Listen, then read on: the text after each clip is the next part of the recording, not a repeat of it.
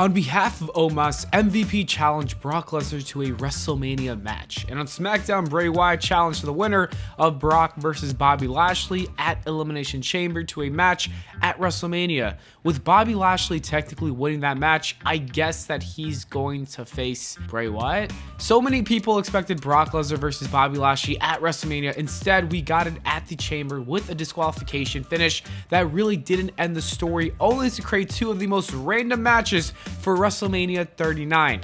I think this is the booking of one booker, and that man is Vince McMahon.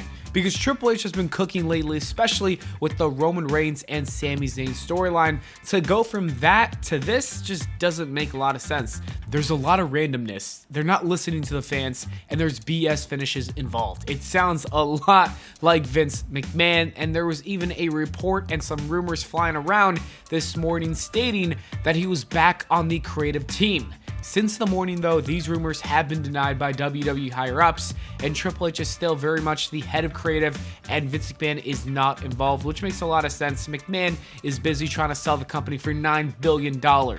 This is probably best for business because the ratings are increasing and the premium live events have been getting their biggest viewership ever. However, it is odd that Triple H booked these two matches following the outcome of the Chamber match. Brock and Bobby's DQ ending was a perfect way to set up one more battle. I don't think too many people are excited to see Omos against Lesnar or Wyatt against Lashley. I guess there could be some excitement in seeing Brock F5 Omos, and I can see that clip going viral on the internet, but Wyatt versus Lashley just doesn't seem like a match that would work. Their styles don't mesh well, and I can't think of a story that would make people care. I hope that these are all just swerves and WWE just ultimately chooses to give us a rematch in a hardcore match with Brock and Bobby, letting them destroy each other with every possible weapon. And honestly though, that Omos versus Brock match should definitely happen at like maybe a Saudi show. That would be fun. Anyways, we'll see what happens. In other news, Roman Reigns might be taking some time off around June and July. It has been announced that Money in the Bank will be taking place July 1st of this year, and names being featured include Kevin Owens, Drew McIntyre, Seth Rollins, Becky Lynch, Bianca Belair, Charlotte, and Cody Rhodes. To everyone's surprise, Roman Reigns isn't there. That most likely means that he's taking time away from WWE. It is worth mentioning that Roman Reigns has a part-time schedule compared to other WWE wrestlers. He doesn't appear on every live event or weekly episode of Raw or SmackDown.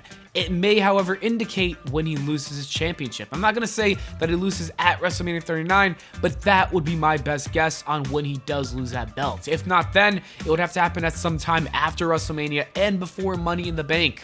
It's totally possible that he retains the title and just holds it past Money in the Bank without showing up to the event. If you remember from last year, he wasn't featured at Money in the Bank despite being the undisputed world champion at that time.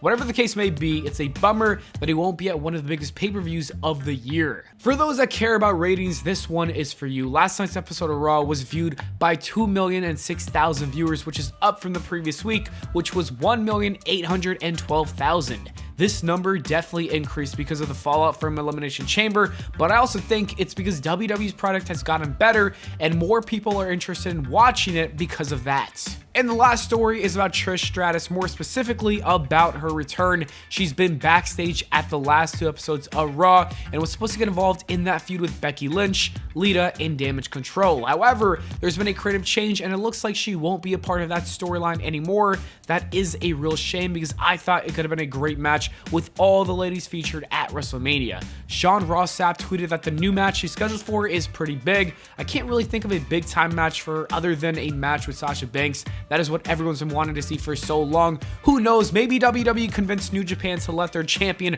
wrestle at WrestleMania for some exposure. I'm not sure what's going to happen, but we will find out later. That is what I want to happen. I am intrigued to see what this feud is going to be for Trish though. Anyways, that is it for the video guys. Thank you so much for watching and I'll see you all in the next video.